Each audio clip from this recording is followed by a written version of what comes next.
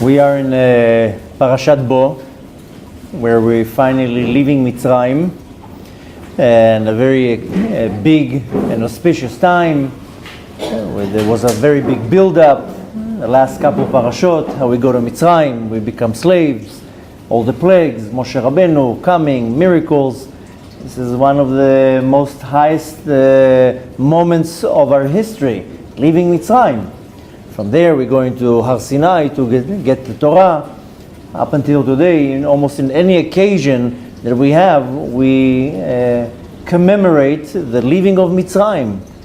How many brachot we say every day? Zecher Letziat Mitzrayim, to remember that we left Egypt. Shema Israel, that we remember that we left Mitzrayim. When we do Kiddush, you can kind of say, look at everything that we do. Everything we have this memory of going out of Mitzrayim. So needless to say, this is a very auspicious and powerful moment of our history, and this week is just what we reading about.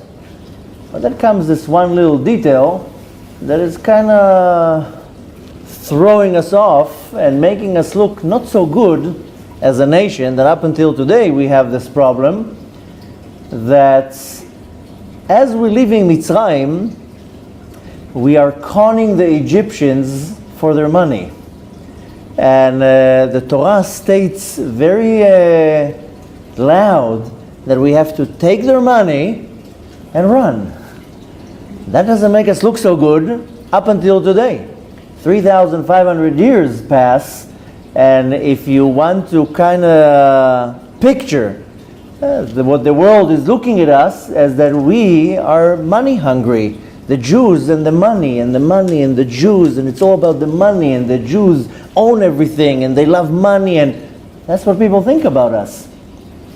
And really, when you kind of looking at the details, yeah, Jews do love money. I mean, who doesn't? But nevertheless, you can also see that the money loves the Jews. If you're looking at the 20th most richest people in the United States, 5 of them are Jews. That's 25% of the most richest people in America, when we are a fraction of the amount of people in the world. You're looking at the Forbes 500 lists, how many Jews are on there? So obviously the money also loves the Jews. And if you're looking at ratio, how many are we in the world and how many of us are actually wealthy? The Jews always look like they're money hungry. You look at all the caricatures about the average Jew is a Jew with a long nose counting money. I mean, that's how we look to the world, that we're after the money. Up until today, people are saying the Jews are money hungry, they're after the money, they're after control. So in this parasha, we see that we have an issue. We are going out of Mitzrayim, and it seems like, such an auspicious moment, and that's what you care about now? You care about the money? You're taking money now? That's what the parasha is showing us?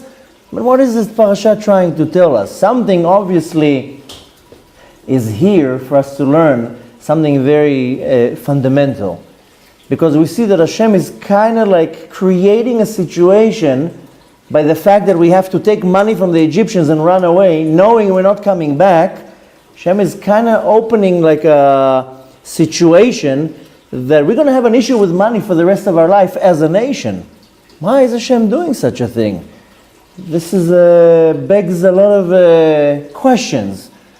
Now, not only that we ask this question, many of the commentaries throughout all generations are asking the same question. Why dafka the money? Hashem doesn't have any other creative way to get us money, that we have to go and borrow, so to say, the money, saying to them we're going for just for a few days, we're just borrowing. You know how it kind of sounds? Like a woman going to an event and she doesn't have nice jewelry. She goes to her friend, can I borrow a few nice necklaces? I'm going to bring it back tomorrow. I just want to look nice. So comes the big question. Why do we have to, first of all, take our hand out to the Egyptians, give us money? It doesn't make us look so good. And it says that we're going to leave Mitzrayim berechush gadol, with a great amount of money. What's the money got to do with that? Just be happy that you're out of exile. Just be happy that you're leaving slavery. Why the focus on money? And begs another question. This is what you're thinking about? Can you imagine now the Jews going out of death camps in Germany and Poland, and you think that they were asking their money? They just, let me run out of here. Try to imagine the situation. You're in slavery for 210 years. That's what you care about, money? Just grab your stuff and leave. And there's a lot of commentaries about that A doesn't understand why, but also there's a commentary by the Ibn Ezra who says, what, our fathers were thieves? That's what the Torah is presenting, that we were thieves, basically, because we stole the money and we take the money and run. And which comes to another problem. What? We don't have bitachon that Hashem is going to take care of us? I know we're running to the desert, but what good would the money do in the desert? What, you have a mall in the desert that you need the money there? But Hashem is not going to take care of us there? What, we're going to order stuff on Amazon in the desert? It's going to be shipped into the desert? Well, what do we need money going into the desert? They knew they're going into the desert.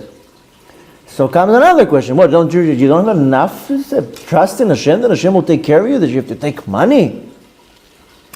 Obviously, there's something behind that the Torah is putting the emphasis on it, and we need to find out what's the whole thing here, because we're going out of Mitzrayim too very soon. Now, it seems like as if Hashem was doing this act so we have something to start our life with. Can you imagine the thousands of people that went out of work and death camps in Germany and Poland and many other places? They didn't have anything. They literally came with nothing. And like as if Hashem is saying, I'm going to give you something to start your life with. But, this is not something that will satisfy the curiosity. Now, comes another question here. Why is Hashem making us in problems now with Paro? That we have to, so to say, steal the money. Can't Hashem do it completely different and say to Paro, I am not going to stop Makat Bechorot, I'm not going to stop the death of the firstborn till you give the money. Why don't you throw it on Paro? And say to Paro, one of the conditions that you not only let them go, you let them go with all your money. If not, I'm going to continue bringing more plagues on you. Why do we have to look the bad ones and we have to go and ask for the money? If Hashem wants us to give us something to start our life with, you go and throw it on Paro. Why do we have to ask? Why do we have to look bad here? Not only that, comes another big question. Next week we're going to read that after Paro is running after the nation of the Jews, and they cross the ocean in the miraculous event of the splitting of the sea, then Paro and all his soldiers are drowning in the ocean, and right after that, all the carriages and the wagons and everything is washed to the seashore, and they went and started collecting all the gold that was on it and the precious stones, and it's called Bizat Hayam. They went and they took everything for whatever reason. All the chariots of Paro, they were full of rubies and gold and precious diamonds and stones, and it all washed back to the shore, and they went and took it. So as it is, they gained a lot of money. And it says that Bizat Hayam was much, much more than what they took from the Egyptians. It says that they became extremely, extremely wealthy by just collecting what came to the shore. So we see anyways they got money. So why do I have to take more money? And it wasn't even the same amount. Bizat Hayam was much, much more. Tens of times more than what they took out of Mitzrayim. So obviously Hashem did take care of us with money. So again, we come to the question, so why do we have to steal from the Egyptians money? Klei kesef v'klei zahav, articles of gold and silver, and in a very, tricky way.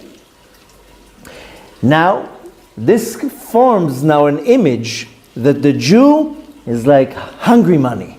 And this is the reality. This is up until today. Anywhere you're going to go, it looks like that the Jews are hungry money. That they're all the time after the money. And maybe that's where it all started. Now, there are 3 times in the Torah that it's reminding us that we're going to have to take the money from Mitzrayim. So it wasn't like a last minute thing that on the way out they're like, oh, wait a minute, let's grab some money. 3 times in the Torah it says that we're going to go out of Mitzrayim with a lot of money. It's like as if Hashem was reminding us over and over about the money. First of all, when do we see that? We see that 430 years prior to being in Egypt, when Avraham Avinu and Kadosh Baruch Hu made a deal in Brit Ben HaBetarim, where Avraham Avinu was told that your offsprings, your generations after you, will go to Mitzrayim to slavery. V'ya'avdum v'ya'anum 400 shana, and they're going to be slaved and tortured for 400 years, but they will go out of Mitzrayim berechush gadol. They would leave Mitzrayim with great wealth. This was already told to Avraham Avinu 430 years before going into Mitzrayim. That's the first time. On one side we're getting the bad news that we're going to be slaves, but there's a great promise. Don't worry, they'll come out with a lot of money. Like as if that's what Avraham Avinu cares. Why are you taking them to slavery to start with? Who cares about the money? Avraham Avinu had enough money. Yaakov Avinu, Yitzchak, they're all very wealthy. Probably enough money to give over as an inheritance. Why do I need more money? Just save them the slavery. Next, the next time that it was reminded and mentioned in the Torah that we're going to go out with money was in Shmot, in the Parashat Shmot, chapter 3, chapter Gimel, where it says there that when Moshe Rabbeinu, he meets the Kadosh Baruch Hu, the Kadosh Baruch Hu tells him, you're going to go to Mitzrayim, you're going to take the Jews out of Mitzrayim and so forth. And what does he tell him? You're not going to come empty-handed, like as if Moshe Rabbeinu really cares if they're coming out with money or not. Moshe Rabbeinu says, what about money? What about money? You think that's what Moshe Rabbeinu said? First of all, Moshe Rabbeinu didn't want the job. But after accepted the job, you think Moshe Rabbeinu was negotiating? Listen, they worked there for a long time. How about maybe a compensation, 401k plan, something, give them. Moshe Rabbeinu doesn't care about that, but nevertheless, the Torah says that you are not going to go empty-handed. That's what Hashem is telling to Moshe to tell the nation. Who cares about? I'm in slavery right now. You think I care about money? And the third time that this is reminded, this is 2 weeks before leaving Mitzrayim. Again, it says, don't forget, please, I'm reminding you, dear Jews, don't forget to ask money from your neighbors. In 2 weeks, you're going out of exile. Again, the Torah is reminding us, don't forget about the money. This is in chapter 11 in the book of Shmot. Don't forget. That's where it says, you're going to go to your neighbors and borrow articles of gold and silver and take money, and that way you make sure that you're going out with a lot of money. Which kind of is funny. You're going out of exile, you're going out of Mitzrayim. When you pack a bag, you put food in there. You don't put gold. What am I going to do with gold in the desert? Now, again, comes the same question. But they're going to get a lot of money after they cross the ocean. Why now they have to ask the money? I mean, it's kind of confusing. They already got 10 times more after crossing the ocean. Why again you're telling them to ask for money? Now comes here another more harsh question. And now we presented one question, what's the idea with the money? And why do you really need it? And why the Torah is so about the money? Now comes even a more hard question to answer. Is forget about the greed, so to say. Let's say there was greed for money. Why are you taking it without giving it back? It doesn't say take it and keep it. It says borrow it. V'sha'ala isha et chaverta. Borrow it. Hashem, are you telling us to be liars? You telling us to be thieves? To be con artists? It doesn't say grab the money and run. It says borrow it from the Egyptians. So forget about the looking at it, there was greed here for money. Okay, let's put the greed aside. Hashem, what are you teaching us here? To be thieves, to be crooks, to cheat, what's the idea behind it? And like I said, it says, V'sha'ala isha et chaverta. Borrow it. This is a loan. This This is not keeps. It means you have to give it back one way or another. And it says there also that when they left, they didn't say we were going out for good. What did Moshe Rabbeinu kept saying to Paro? We're only going for 3 days. We're coming back. I mean, how many times did Moshe Rabbeinu tell Paro? We didn't say we're leaving, we're running away. We're moving. We just need to go to the desert to sacrifice a few offering to our God, and we're coming back. 3-day vacation. Same thing with the ladies. They told the neighbors, I'm borrowing it, I'm coming back. Why are you telling me to be a thief? Why are you telling me to be a crook? That's what the Torah is teaching me. Is Hashem kind of trying to manipulate it that Yetziat Mitzrayim, the going out of Egypt, is about all a lie? And what's going on here? It's very confusing when you're thinking about it. I mean, if you're reading the Parashat and these questions are not coming up to your mind, then what are you doing? Are you just skipping through the lines? Has to think about it. Now, you know what is very interesting, that 1500 years later, after this situation, this is a story still said in the Talmud, in the tractate Sanhedrin, and it says that 1500 years later, there was a certain individual, Alexander, the great Alexander Mogdon, that came and conquered, half the world.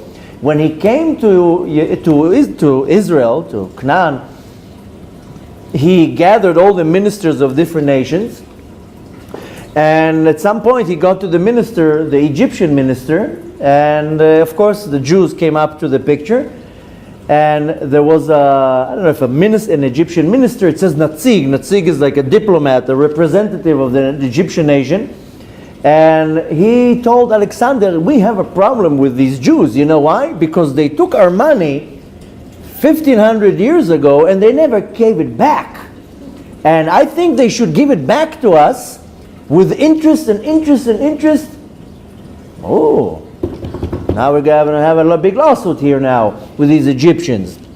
Now the Jewish communities, what are we going to do now? Now the Egyptians are turning around us that we owe them a 1500-year debt of all the money we took. Oh, we're going to be sued here for billions. What are we going to do? Anyways, there was a certain individual. His name was Gevia ben Psisa, and he was a representative of the Jews. It says that the individual was like a hunchback, and he looked probably not so wise, and maybe also behaved in a way that wasn't, let's call it now, so normal. But nevertheless, he says, let me go and argue. I'll represent the Jews and I will argue. What's the worst case? Worst case is not going to work out. Just tell them, the Jews sent a cuckoo person, and that's why it didn't work out. And he goes there, this Gevia ben Pesisa, and he says in this meeting, oh, you think we owe you money because we never paid it back and 1500 years passed? Let's look at the history. The Jews worked for you for 400 years. 600,000 men worked for you. How about you pay us salaries of 400 years for 600,000 men? I think we're going to see that not only that we're not breaking even, or we're not owing you, you owe us a lot of money. So of course they backed up and they left the argument, and we never heard back from them. You know when we heard back again? About 30, 40 years ago, when they made a peace with Egypt, with I think it was Sadat and not Menachem Begin, whoever it was, I wasn't even born yet, but nevertheless, with Sadat, when they made the peace with Egypt, they also said the same thing, that we owe them a lot of money. So 1500 years ago, 1500 years after Yetziat Mitzrayim, it says in the Talmud, Masechet Sanhedrin, page Tzadik Aleph, 91, it says that the Egyptians didn't forget that. You owe us money. 1500 years ago passed. You still owe us money. Now, comes now again another argument. Let's say it's right what this argument that the Jews said. You owe us salary for 400 years. I mean, he said, this individual, Gevia ben Pesisa said, it says in the Torah 400 years. We actually only worked 210 years, but he wanted to exaggerate. He said 400 years because it says in the Torah that we'll work 400 years from Mitzrayim. But Let's say that we deserve 210 years plus times the salary of 600,000 men, but why are you doing it in a crooked way? File a lawsuit or whatever. Why you have to steal it back, even if you do think that you deserve it? So comes the question, why would Hashem want it in that situation? What is Hashem trying to tell us here? Now, there are a few ways to explain this idea. One of them, of course, is just a joke, that and this is just a joke, that Hashem says, listen, we have a commandment that we're not allowed to go back to Mitzrayim. We're not allowed to settle back in Mitzrayim. This is a commandment. We're not allowed to live there. And there was actually, it was a rumor that we were prohibited also, there was a psak halacha not to ever settle back in Spain. But I heard from somebody that said that Rav Ovadia Yosef said it's not correct, it's not true. But nevertheless, we do know we're not allowed to go back to Mitzrayim, to settle there. So the joke says that Hashem says, how about you take a loan, and if you take a loan, you wouldn't want to give it back, so you'll never go back to Mitzrayim. So live by taking a loan. But this is of course just a joke. But the way to explain this loan part, that we took the money without returning it, is that it's not 100% accurate. Because the Torah says, V'shala isha et chaverta, that the women borrowed the money. But nevertheless, we do find in the scripts many times that the word shala or lish'ol is not necessarily to borrow. I mean, it's proper Hebrew. Lish'ol, I mean, I know it sounds also like to ask a question. But to borrow something is called lish'ol. But we do find in the text, in the Tanakh, many times that she'ela is actually asking to take something, but to keep. Where do we find that? We find it many times in the Tanakh. It says that Hannah asked Hashem for a child. Boy, she asked it for a temporary child. Well, just a loan. Give me the child for 3 years and I'll give it back. Yeah. She asked for a child to keep the child. David HaMelech asked, how many times do we find in the Tanakh the word sha'alti or esh'al, that this is talking about give me. It's one of the words that it's not necessarily to borrow, rather it also means a bakasha, to ask. I'm asking. So maybe the she'ela is not necessarily a loan. Maybe it's just to give. So this is one way to explain the idea of maybe it wasn't a loan, it wasn't a trick here. It says, give me money. Okay, so this is one example, one way of looking at it, that there wasn't a trick here. We weren't tricking the Egyptians. Rather, we were asking them to give us money. Okay. There's another explanation that, you know, that we spoke about it many times, that Hashem likes running the show with midah keneged midah, measure for measure. And we see it in many, many times that everything that Hashem does is that you get what you give. And since the Egyptians conned us, since Paro conned us, then you're getting conned back. This is measure for measure. You tricked us, you conned us, you went against us, you lied to us, so that's what you get back. Midah keneged midah, measure for measure. Now, this midah keneged midah, this measure for measure, can be explained is that we create the world that we live in. This is really midah keneged midah. And there's a story to kind of explain the idea, is that there was once a contractor, a builder, and he had a very loyal worker. He worked for him for years and years and years he worked for him. The best worker you can ask. Always honest, always on time, never cheated, did the work. And finally came the age and he was ready to retire. And that was already agreed between the owner of the company and the worker that he gets to this age and he retires. Weeks before the retirement, the owner says, listen, you know, you were such an amazing worker, but you know what, I know you're about to retire, but I got this order for one last project and I really want you to do it. I want me to do it. A few weeks before my retirement. Please, I want you to do it. You are the best man for the situation, for the job. He's already in a mind frame. I'm already retired. He's already smelling the trees and the ocean, and he doesn't want to build it. But nevertheless, he builds it in his last few days. Comes the day of the retirement, and the owner of the company gives him a box. He opens up the box, and in the box there's a pair of keys, and he tells him, the house that you just built, that's for you to keep. That's my present for you for your retirement. So midah keneged midah is that you build the reality of your own. You can build your own reality and recreate the world that we live in. Now, we know that the Egyptians did con us, and they frauded us, and they tricked us. So Hashem wanted to cheat Paro back. He says, listen, you create your own reality. You are a fraud, this is what's going to come back to you. You are honest, this is what's going to come back to you. Now, not only that Paro slaved us, that's one thing. Not only that he used us, that's another thing. But he also conned us. It says that when Paro slaved us, it says, V'avdu ba'parech. What's parech? It's not such a common Hebrew word. You say avodah kasha, hard work. Parech. What's parech? Parech, it's two words. It's pe, rach, soft mouth. Paro tricked them.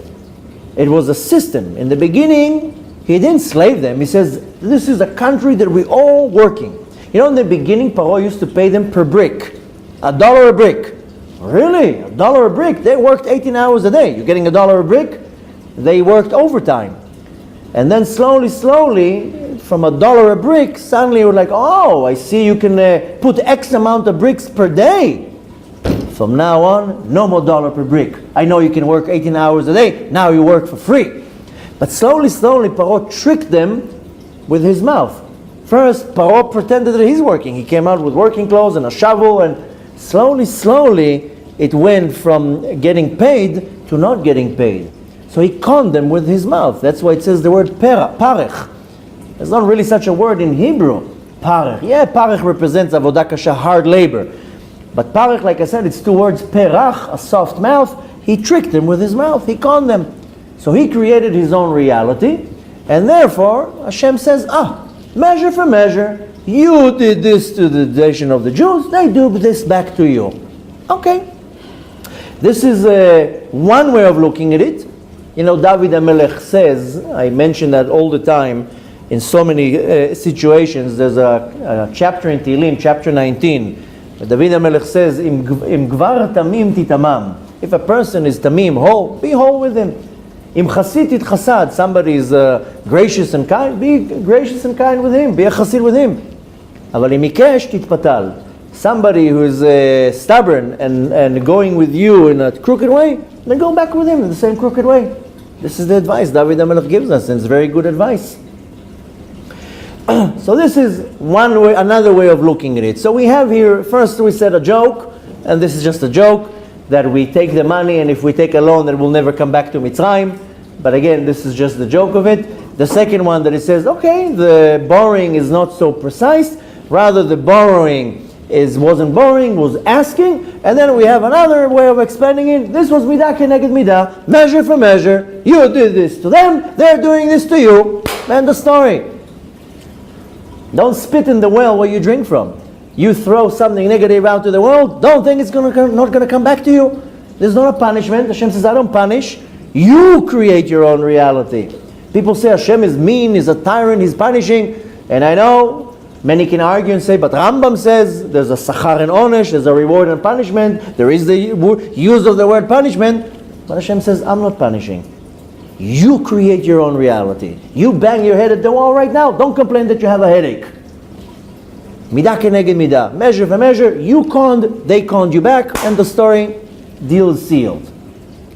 Now, and again, this is just another way of explaining it, but nevertheless, there are many other ways of looking at it. And one thing that you can learn from this is not necessarily the musar, rather, the rebuke that you did this and this is what you're getting. This is something, I'm just saying that as a side note. That's not what we're talking about in this class, but this is another thing to take, to learn from this. Most people, constantly in their life, they're looking for the perfect individual. You ask a person that wants to get married, what are you looking for? Oh, I'm looking for a perfect husband. Are you perfect? I have a business. I'm a business owner. I need a worker. Oh, I need the best worker out. Are you so perfect? Why are we looking all the time for perfection when we are not necessarily perfect? So instead of looking for somebody perfect, why don't you be perfect? So this is just I'm saying as a side note, because this is something you can learn from that. And this is something that we all have a problem with. Especially when you're out for looking for another half, I mean for your husband or wife, your spouse, or a worker, a partner, whatever it is, and kids. We have a lot of complaints towards others. We have high expectations of others, but what about ourselves? Why don't you be that perfect example? And you know what? Maybe that's what's going to come back to you. If you're lazy, if you're a user, if you're a backstabber, what do you think? You're going to get such a princess or a prince, or everything is going to be perfect for you? Who said? So this is just something that, just a side note, to learn that what you give, that's usually what you're going to get. And instead of coming into complaining to others, why don't you look at yourself? I know I'm with you that a lot of times you give a lot of good and you get a stab into your back. But nevertheless, even if you got that stab, there was a reason why you got that stab.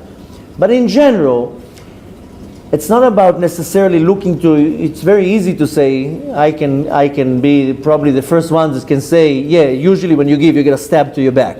But it doesn't mean you have to stop giving. But nevertheless, the way of looking at it is not that if I will give you, maybe you'll stab me in my back and go against me, and then it will stop me from giving. Rather saying, instead of coming to complaints about others, it's very easy to look around and to complain to everybody. Rather, turn the vision to yourself and say, I don't want to complain now about everybody. It's very easy. I can come now with a list of complaint of almost anybody. But is that what Hashem wants me to do? No, Hashem says, turn the mirror around to you, start complaining about yourself. But again, this is just a side note, just to take from that, because I just mentioned that the Kadosh Baruch Hu trying to show us here measure for measure. Okay, but nevertheless, okay, we kind of covered that area. But comes the question that I said before: why does Hashem want us to look like cheats and thieves?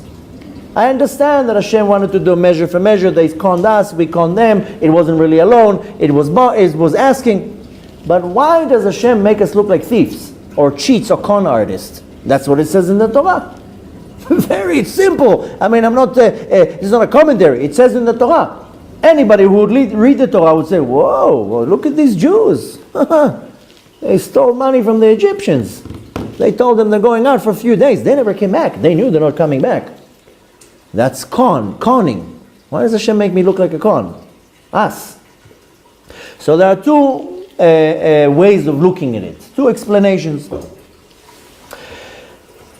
The first one, I will tell a story that I heard, and the second one is a little bit more deeper.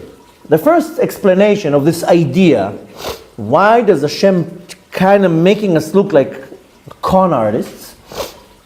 So the story that I heard, I'm sure you're familiar, there are many different Hasidic groups. Some of them are more familiar, some of them are less familiar. But there is a Hasidic group that is called Vishnitz. And they have a great leader, a rabbi. Usually in the Hasidic groups there's an admor, a rabbi that leads the group. So the group of Vishnitz, their admor, their Rabbi, one time is going out of shul. He's finishing praying the morning prayer. And he, usually the Rebbe walks around with a few secretaries, and he's walking around with his gabbai, and they're walking in the street, and they pass next to a big jewelry store, and the Rebbe says, I'm going to go in, I need to buy something for my wife. Okay. The Rebbe walks into the jewelry store. Ooh, what an honor. You know what it is? The admor coming into the jewelry store, and he says to the store owner, I want to buy a beautiful watch for my wife. Ooh, this is not only a good business, but also publicity. The Rebbe's wife, the Rebbetzin, is wearing the clock that store sold. Okay, person pulls out all these beautiful watches and he's looking, and at some point the Rebbe says to the store owner, listen, I'm not so big knowledgeable in clocks and watches. I don't know, maybe there's a woman in the store that can help me choose. I don't know how to choose a nice watch for my wife. So the store owner says, yeah, my wife is here. She works with me, but this is an observant neighborhood. This is a true story, by the way. I'm not making it up. So he says, my wife, for modesty, she didn't want to talk to you. You are the Rabbi. She moved aside. She's in the back. So the Rabbi says, no, bring her out. I want her to help me choose a watch for my wife. Okay, she comes out all excited. She starts pulling out all these watches, and finally she pulls this beautiful watch, and she says, you know what, take this. Your wife would love it. It's very regal, very royal. She would love it. Okay, pack it up, take the clock, take the watch. Okay, finishing the transaction, it goes out of the store, and it pays, of course. And the Gabbai, the helper of the Rabbi, tells him, what is this all about? Your wife's birthday was 2 months ago and you already got her a jewelry. Again, you're getting her a watch? What's going on here? So the Rabbi tells him, listen, a few days ago, I passed through this store and I heard the husband, the store owner, screaming at his wife, look at you, you're not helping in the business. Weeks have passed, you didn't even sold anything. You just did this, you're that. And he humiliated her. And he was very upset at her. You're not helping at all here. What are you doing here all day long? I brought you to help me. And he was really, being very not nice to her. He says, I couldn't sleep for a couple of days. The shlom bait, there's no peace there. The husband is upset at the wife. She's very upset. She's hurt. You know how hurt she must be that the husband is accusing her for using him, for not doing anything, for not contributing in the business. He says, I couldn't sleep for a couple of days. And I said, what can I do to fix it? So he says, you know what I did? I went and bought the most expensive watch. And who sold it? She sold it, not him. So she can get her pride back. Here, my dear husband, you said that I'm not doing anything in the store. You said that I'm not pulling my weight, that I'm not selling anything. Here, I sold the watch to the Rebbe, an expensive one. He says, I wanted to bring her back her dignity, back her respect and honor. Her husband made her this big. And this is what we want to take from that as the first explanation. The Kadosh Baruch Hu doesn't care about the money. He says, it's not about the money. I gave you money after you crossed the ocean, much more than that. Hashem wanted to give us back our dignity. For 210 years we were slaved, we were tortured. They did whatever they want with us. We went out of Egypt like shmates. Look how we went out of Auschwitz and many other camps 7 years ago. Like, with nothing. Hashem says, I don't care about the money. Hashem wanted to give us back our dignity. Walk out with some pride. After you were trashed and smashed and used. So, it says, very interestingly, there's a place in the Talmud, in Tractate Brachot, you can find it in page number 9, that it says, Daber na be'oznei ha'am, speak, please speak in the ears of the nation, she'yishalu kesef, that they should borrow money and gold. The Talmud says there, why is he using the word na? The words in Hebrew, Daber na be'oznei ha'am, please talk in the ears of the nation. Why is he saying na? Why is he saying please? Just say, tell them. The Talmud says na means bakasha, to request, to ask. The Talmud explains here something very, very interesting. Hashem says, I have promised Avraham Avinu they're going to go out with money. What's going to happen if they don't go out with money? The tzaddik Avraham Avinu is going to come and start complaining. You promised them to go out with money. I have to fulfill the promise that I told Avraham Avinu. Please, Moshe, please make sure you're telling them to ask money, because if they're not going to ask money, Avraham Avinu is going to come and complain to me. What's the connection? That's what it says in the Talmud. What's the connection now? Well, you think Avraham Avinu cares? You think Avraham Avinu is going to go to Hashem and says, whoa, Mr. God, you promised me hundreds of years ago that they're going to go out to from Mitzrayim with money. You think Avraham Avinu cares? Just as long as they're out, who cares? You think Avraham Avinu, that's what he cares? And let's say Avraham Avinu does care. Let's say, let's say Avraham Avinu says to Hashem, I don't care. Well, Hashem made a promise. He doesn't have to pay up to the promise. Why does Hashem care what Avraham Avinu thinks? Hashem should say, I promised, I have to fulfill. Now you're throwing it at Avraham Avinu. What did Avraham Avinu going to say? That's not what Hashem was thinking about. Hashem is saying, I now have to worry about what Avraham Avinu says. Hashem promised He's going to take us out of Mitzrayim with a lot of money. And here is lying down the message behind that is that Avraham Avinu was our father, is our father. A healthy father is usually a father that likes to have pride in the kid, and he wants to take care of the child and to make sure that the child is comfortable. And Avraham Avinu would come to HaKadosh Baruch Hu and says, why didn't you take them out of Egypt with some dignity and some respect? It's not about the money. You made them this big, you crushed their honor. At least get them out of Mitzrayim with some dignity. Now, this is the first way of looking at it, that the Kadosh Baruch Hu is saying, I know I crushed you in Egypt, but don't forget that you have some honor and dignity. Don't go out of Mitzrayim like slaves. Go on with some honor, some respect. Now, the way of looking at it is that it's very easy to give money. Kadosh Baruch Hu could give them checks right away, but it's very hard to give respect, honor, and dignity. Sometimes you see with marital problems between the husband and wife that one is complaining, why? Because my spouse is not respecting me. He's not giving me enough respect. He's disrespecting me. Many husbands, they give their wife, here's a credit card, go buy yourself whatever you want. I don't want your credit card. I want you to just tell me that I look good today. I want you to treat me nice. I want you to take me out to dinner and spend some time with me. There was a famous story. I don't remember all the details. I'm just going to say it as a general story, so you're not going to catch me in a detail. But there was a very famous businessman in the United States. He was a very big lawyer. I don't remember all the details. Like I said, I'm just going to say it as a general story. But very, very wealthy and very busy, of course. And one time, his son came to him and told him, Dad, how much do you make an hour? Well, what do you care what I make? I make a lot of money. And the son tells him, Dad, how much money do you make an hour? He says, $500.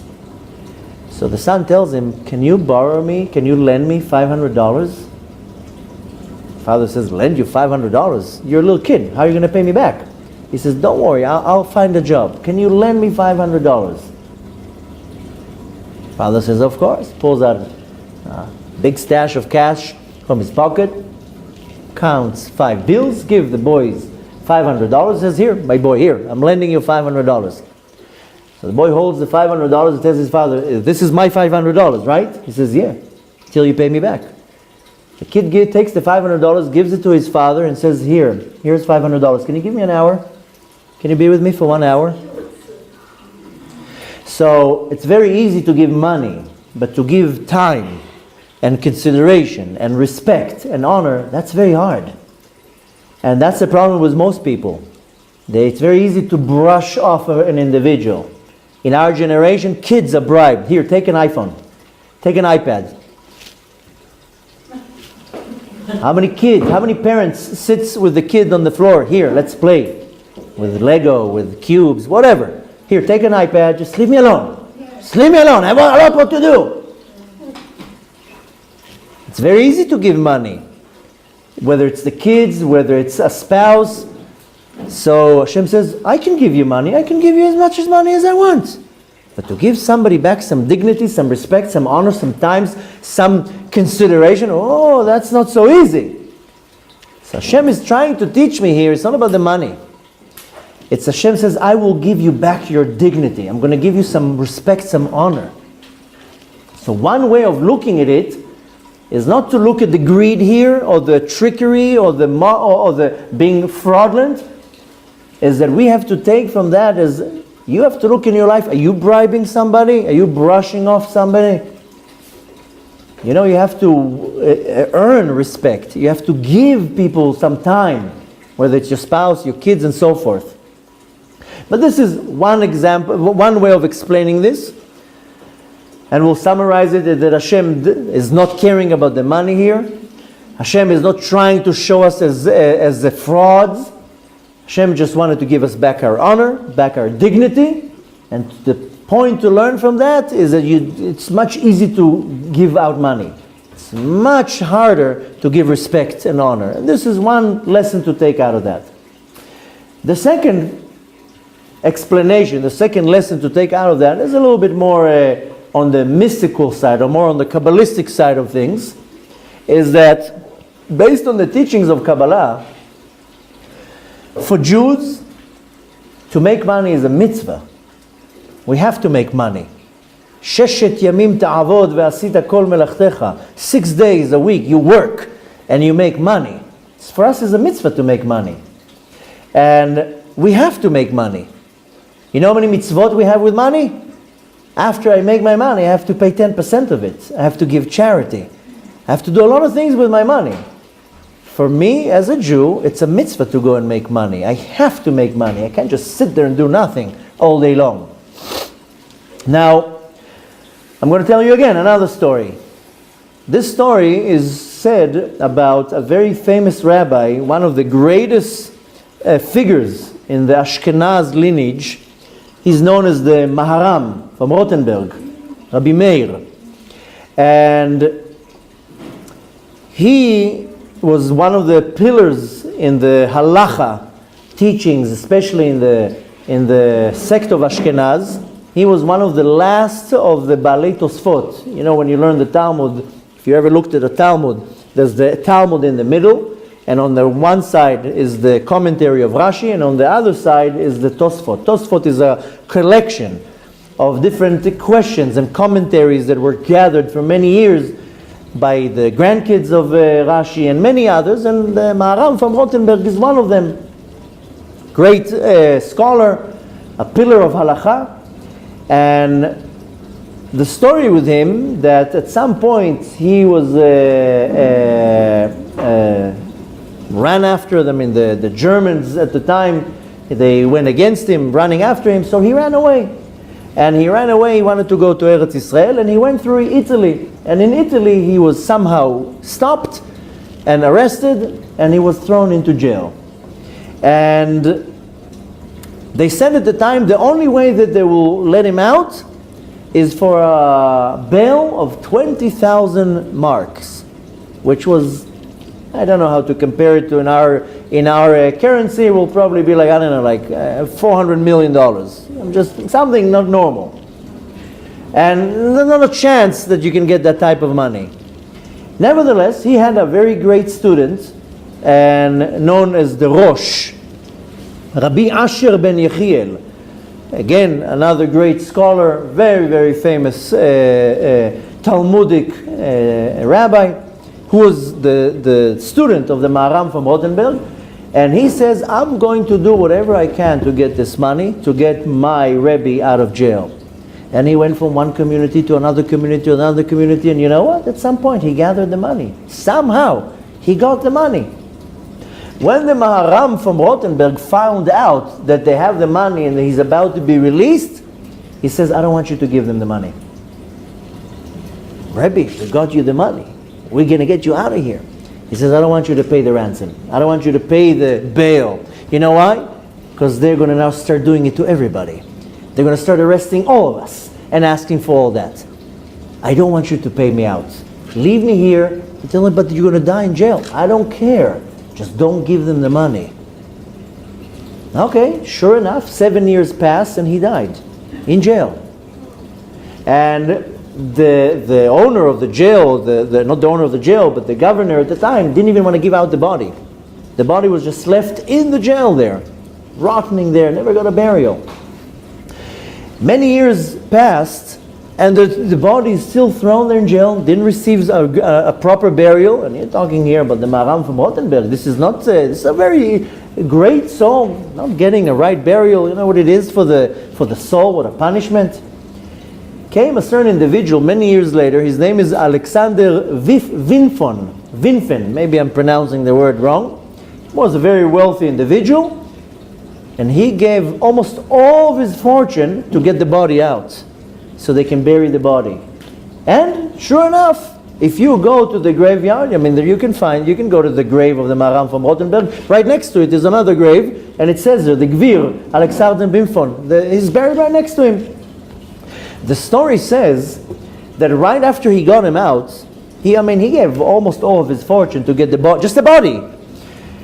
The story says that the Maharam from Rothenburg came to this Alexander in his dream and told him, thank you. You did the greatest chesed with me, the greatest kindness with me. You know what it is to bury, to give a proper burial?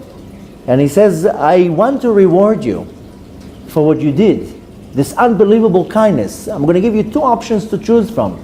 The first option is that you and all your generations are always going to be extremely, extremely wealthy. You, your kids, your grandkids, all the way, hundreds of generations, you're going to be mega millionaires. Or that you give up all your wealth, but you sit with me in Gan Eden. Needless to say, this wealthy individual, Alexander, says, I give up everything. And sure enough, a few days later, he died. And needless to say, sitting with him in Gan Eden, they're also buried right next to each other. Now, many years have passed, and a certain individual, maybe you're familiar with his name is Hillel from Parich. He was a student of the Tzemach Tzedek, and he heard this story. And he says, if this Alexander would live after the revelation of the movement of Chassidut, he would choose option number one. What? Choosing option number one to be a millionaire and all generations to be millionaires? Yes! After the movement of Chassidut, about 300 years ago, if he would live now, he would choose the money, not to sit in Gan Eden. Not to sit in Gan Eden? How can you say such a thing? He says, this is what Rabbi Hillel from Parich says, you know what it means for one time for a Jew to put tefillin on?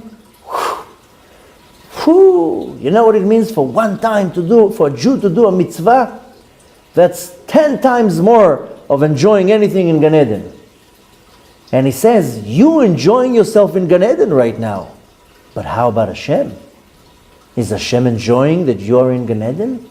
Can you imagine how much joy Hashem would get if many Jews would put tefillin on? How much joy Hashem would get if many Jews would eat a matzah? Or many Jews would do many, many mitzvot? You know how many mitzvot you can do with so much money? The money was given to us to do mitzvot.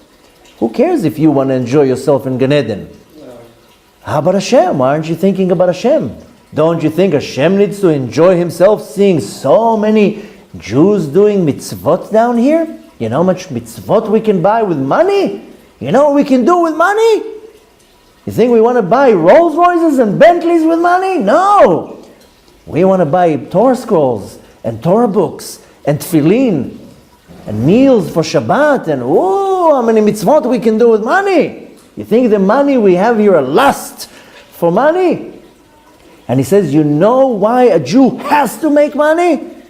To overpower his desire for greed and to money and to buy a beautiful car and to do tzedakah with it. That's why for all generations, you see the Jews are very good with money. Why? Because Hashem says, I'm going to give you a lot of money. So you're not going to buy yourself a nice car or another beautiful vacation in Costa Rica for $25,000 and enjoy a cruise. Take that money and do tzedakah with it. It's very tempting when you have a lot of money to say, what's so bad in driving a nice car? Somebody sent me a message a few weeks ago, not even, maybe a week or two ago, a good friend. And he told me, is it a mitzvah to serve Hashem b'simcha? Right? Yeah, of course I answer him. Of course you have to serve Hashem b'simcha. He says, but what happens if driving a Mercedes causes me to be b'simcha? You know, driving like with my nice Mercedes, it's a lot of simcha, no? Is that a good way? Maybe I should buy myself a nice car. It's going to make me very happy to drive to shul with a Mercedes. I told him that's fake simcha. This is not the real simcha. That's the Yetzer Hara trying to corner you that, yeah, buy a nice Mercedes for $80,000 and you're going to be happy with very nice leather seats. But that's real simcha. You know, it's not real simcha because in a month a new model will come out and your neighbor's going to buy the new model and you don't have the latest model anymore. So you lost your simcha for a piece of metal. I told him that's not real simcha. That's not serving Hashem b'simcha. That's frauding yourself. So Hashem says you have to make money and you're going to make money only so you can fight this desire to live a life of wealth. Now take this money and do charity with it. So, the Gemara, in two different places, in Masechet Sotah and Masechet Chulin, it gives a story there. And I'll tell you again another story so we can get to the point. If you remember, not too long ago, we read the story about Yaakov Avinu going out of Haran. He takes all his wealth.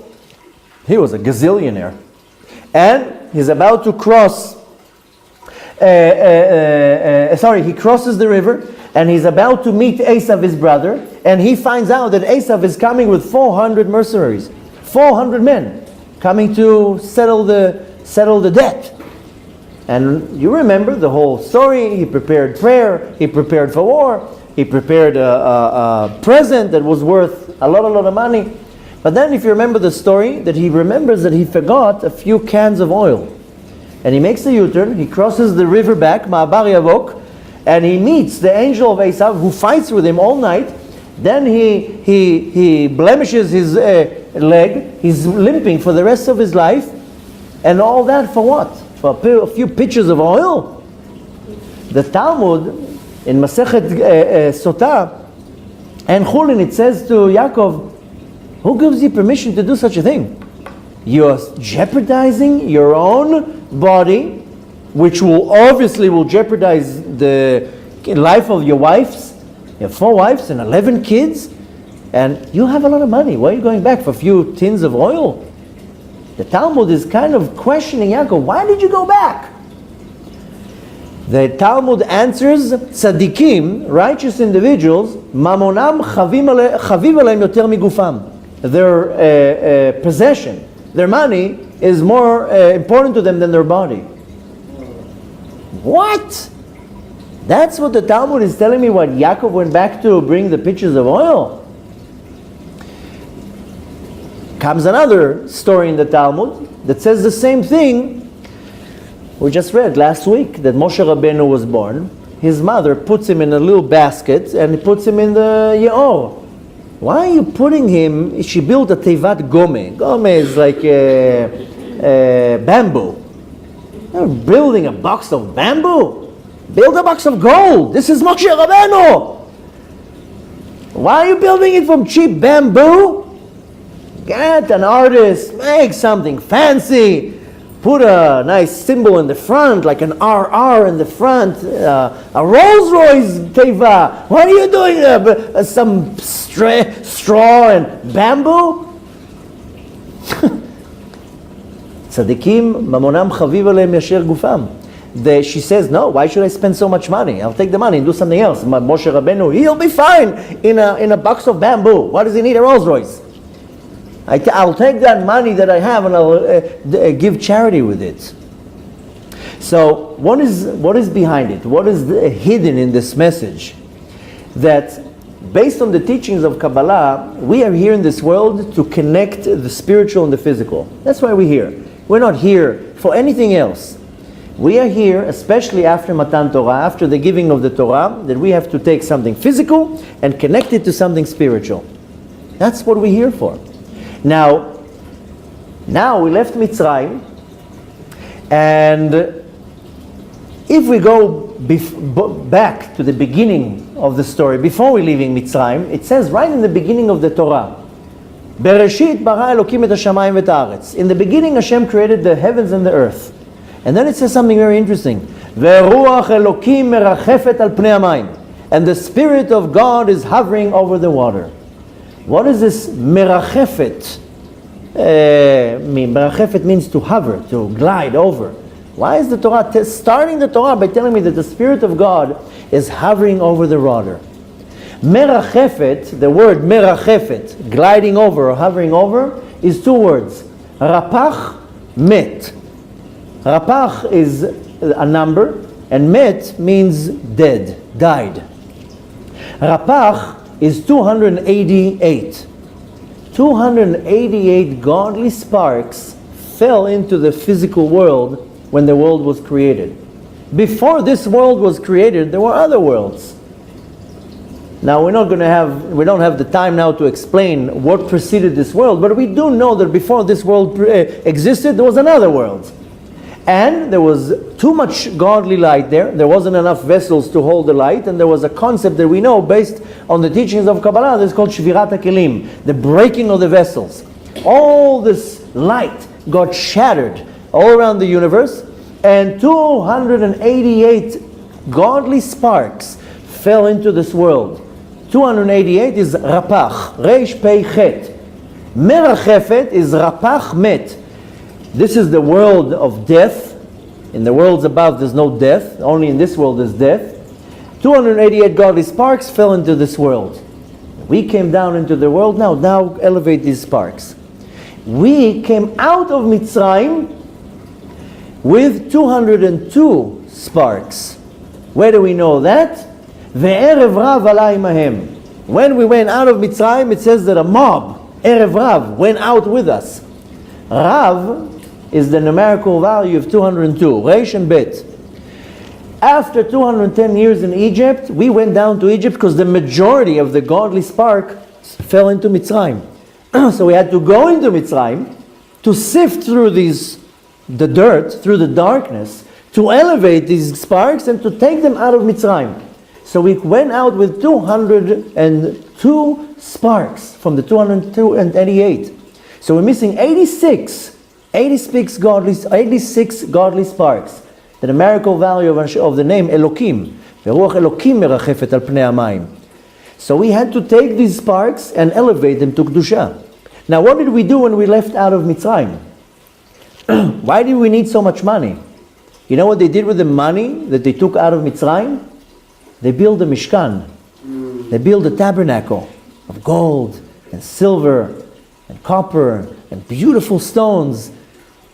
Now yes, I know can be an argument. Some can argue and say, but some of it was used for the golden calf. Okay, I agree. But nevertheless, all this wealth was used to build the tabernacle.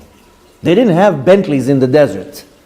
And they didn't have anything in the desert. They didn't need the money. Everything that they took was only to build a tabernacle, a mishkan, a dwelling place for Hashem, a base for Judaism, for receiving the Torah.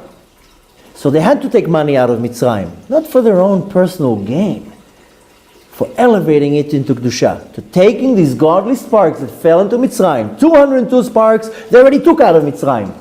But they took all their wealth, all their money, not for themselves. They could have said, you know what, let's just keep the money. Let's go into the land of Israel. We'll buy some property. We'll sit there, just enjoy the interest. But they took the money and they built a Mishkan to the Kadosh Baruch Hu. And that's really the reason why they went out of Mitzrayim with money, is because they needed to elevate these sparks. And this is what we need to learn from that my belongings, there are sparks, godly sparks in them that I have to elevate them. I have to do a tikkun for them, a rectification. Whatever God gave me. It can be money, it can be a possession, a house, a car, a phone, whatever it is. Every physical article that you own is because there is some type of godly spark, then you need to take it and use it for Kedusha, for holiness. If it's money, then you have to use the money for Kedusha. Hashem gave you a smartphone not to play games on it. not to slander other people on social media, to take that phone and to spread Torah, to help people with that device. Everything that Hashem gave us can be used for good or for bad. Look at the internet. The internet can be destructive, destroying, malicious, but you can take the internet. Look what good you can do with it. Look how much Torah is spread on the internet. Look how much positive things you can do with the internet. So everything that Hashem gave me, you, and everybody is not for my benefit, is to use it, to elevate it for something spiritual, to something holy, to take something physical and to connect it with something spiritual. That's why we are in a physical world. There's much more to it. And it's definitely not the time now to explain the idea, the concept, but the idea is that everything physical that Hashem gave us, to do a tikkun with it, to rectify it, to take it and to transform it into something spiritual. Hashem says, take the Egyptian money that was about to be used for idolatry and many bad things and transform it. Build me a home. Build me a tabernacle. Make something spiritual with it. Take the physical thing, take the physicality and turn it into spirituality. There's a beautiful lesson that was taught by the Magid from Mazrij. He's the successor of the Baal Shem Tov. And he says, how can it be that not all of us like the same things? But at the same time, each and every one of us likes certain things. You like vanilla ice cream, you like chocolate cakes, you like beautiful clothes, you like beautiful cars. Everybody likes something. Why we like something and how come we don't like the same things? How come you like vanilla chocolate and I like chocolate, strawberry? We both like the same chocolate, but different tastes.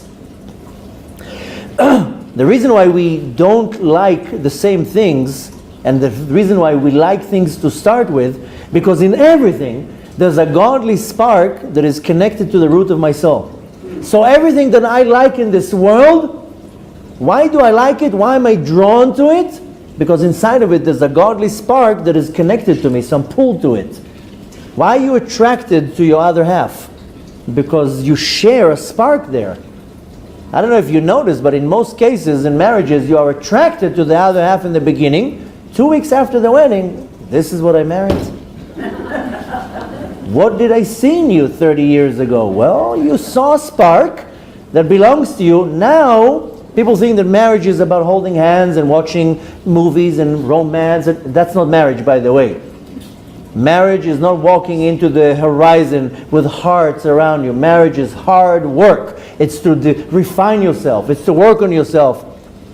So, but in the beginning there's a spark. Why? You see something that belongs to you. Why are you drawn to anything? Because in that physical thing, it can be a cake, it can be a car, it can be anything. It can be even a color, a pigment. Why do you like blue and you like purple? There's a godly spark in everything that exists in this world, and you are drawn to the spark that has a connection to your soul, to the root of your soul. So that's why you like it. So you can be drawn to it, and then you elevate it. Whatever it is, food, money, anything. A Jew has to rectify as many things in the physical world. Anything that is physical in your world is not for your own benefit and for your own desire or lust, is only to do a tikkun with it. Hashem gave you a lot of money, it's to give it to charity. It's to help people with it. To do a lot of good things with it. Hashem gave you a good brain, it's not for you to sit with yourself and make the next startup. It's to teach Torah, it's to inspire people, to teach people. And everything physical that Hashem gave you is for us to elevate it. Hashem gave you a car, then do charity with it. Drive people to their doctor appointment. I don't know what. Serve food with it. Whatever it is. You use your imagination. Whatever Hashem gave it to you is for you to do something. Hashem gave you a talent. You use this talent not for your benefit, for somebody else's benefit. So the whole idea of why to take the money out of Mitzrayim, is Hashem says this money didn't belong to them even. It doesn't belong to them and it doesn't belong to you. I'm just telling you to take it out. So you can take it and build a tabernacle in the desert to bring Kedusha, spirituality into the world.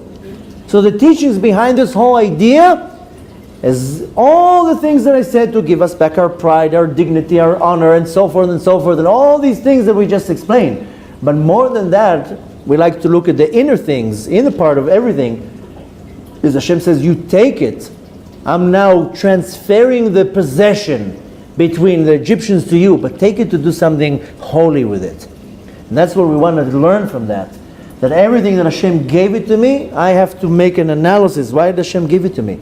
Why did Hashem give me right now money? Why did Hashem give me a big house? Why did Hashem give me a firm, a job, a company? To do something with it. It's not for you to satisfy your own needs. It's to take it and do something positive, mainly to take it and elevate it to something spiritual. You use your imagination, how you're transforming the physicality in your world, your materialism in the world, into spiritual.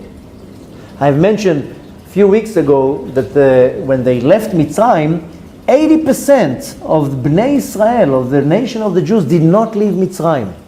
You know why? They were too much holding on their materialism. Moshe Rabbeinu says, we're going to the desert. Is there Wi-Fi there? No, there's no Wi-Fi in the desert. No, I'm not. No. I'm staying in Mitzrayim with my iPhone where there's Wi-Fi. You go to the desert. They didn't want to leave their materialism. The same thing now when Mashiach is going to come. Many will not survive. All the sources say that 2/3 of the world will not survive. Because nobody wants to let go of their materialism. You're stuck in materialism, you'll never be redeemed. You'll never go out of exile. The whole point of Yetziat Mitzrayim is leaving materialism. Now it doesn't mean that you shouldn't have a job. It doesn't mean you shouldn't make money. But instead of buying with all the money that you have a Mercedes, take this money and feed a lot of people. So you can be active in materialism, but don't hold the materialism for your own satisfaction. Let go of the materialism. I don't need all this money. I can buy now a beautiful car with this X amount of money, and I can take this amount of money and I can feed hundreds of people. I can help dozens of families in need. You know how much good and kindness I can do? Like Hillel from Parashat, you know how many tefillin you can buy? You thinking of your Gan Eden, your satisfaction? Think about Hashem. Think how much good you can do with money. You know how many people I know that have so much money, all their money is going to charity. Just the other day I met a friend, we bumped into each other on the way out of the mikveh, we started reminiscing where we met. He told me, oh, I met you first time when you came to speak in that shul over there in New York. Now, oh yeah, I remember when I met you there. And he says, do you know I don't want to say the name of the shul, it shouldn't be a Lashon Hara, but he says, do you know him? I says, no, I didn't even know it's a person. I thought it's just the name of the shul. He says, ooh, this person, let me tell you the story about this person. A very great tzaddik in our generation called him and he told him, I need you to do fundraising for me. And he says, me? Fundraising? I don't know how to fundraise. He says, I will give you a blessing that you'll do good, you'll be successful. I want you to fundraise for my institutes. And this individual says, you know what? The tzaddik is telling me to fundraise for his institutes. He tells him, I want you to give me a blessing to be a billionaire. He says, you have a blessing. Now go and fundraise. No. I want to be super rich. I want you to give me the blessing. This is a true story. I don't want to mention names, so Chas v'Shalom should not be Lashon Hara here. But nevertheless, even if you talk positive things about somebody, it's Lashon Hara. Nevertheless, he says, no. I want you to give me a bracha. I want to be mega wealthy. And I want you to say, he says, I'm giving you the bracha. Just, no. I want you to say it with your mouth. I want you to say it with words. I want you to promise me. The tzaddik tells him, what do you want to do with all this money that you want the bracha? He says, I want to do so much chesed. He says, I will give you the bracha to be a multi-millionaire in the condition that you only do kindness with it. This individual became a multi-millionaire. He's a billionaire. And this individual, all that he does with his money is just chesed. Just this is one of the individuals, you maybe heard the name. He flies hundreds, if not thousands of people to Oman every year in Rosh Hashanah. He's one of the ones who feeds all the people there. You know how many people are there? How many food is given there? He's one of the people. He's actually there giving out the food. And many, many things. This is just one of the many things that he does. He has, where I spoke was a very big shul where they have a koilel 24 hours a day, people are learning Torah there. The person is just doing chesed with his money. He doesn't even take anything for himself. The guy in Uman himself is serving food. Because he wants to be involved in it. And why am I telling you that? Because Hashem gives us a lot of money to do kindness with it. To greaten Hashem's name in the world. To make people do mitzvot. To bring spiritual into the physical life. And this is one of the many, but the most profound message of this part of the Torah portion is Hashem said, take the money from Mitzrayim. It doesn't even belong to them. You're not cheating them, you're not conning them. I want you to take that money and transform it into something spiritual. And the message we want to take from that is that everything physical that Hashem gave you, even if it's not millions of dollars, He gave you a car, use it for something positive. He gave you a job, He gave you a business, whatever Hashem gave you, talent, money, whatever it is, you use it to connect the physical and the spiritual, to elevate the physical, the physicality of the world into the spiritual part of the universe. And sometimes it's by just giving over your grasp on materialism. So Yetziat Mitzrayim, going out of Egypt, that's where we commemorate every day, constantly in all their praise, is going out of holding into materialism. You want to be free, you want to be not bound to any type of slavery, mental, emotional, physical. You want to be part of the redemption, is you let go of the physicality. You let go of anything that is material in this world. You use the materialism of the world. I'm not telling you not to. Make it, but use it for something spiritual rather than use it for your own benefit in the physical world.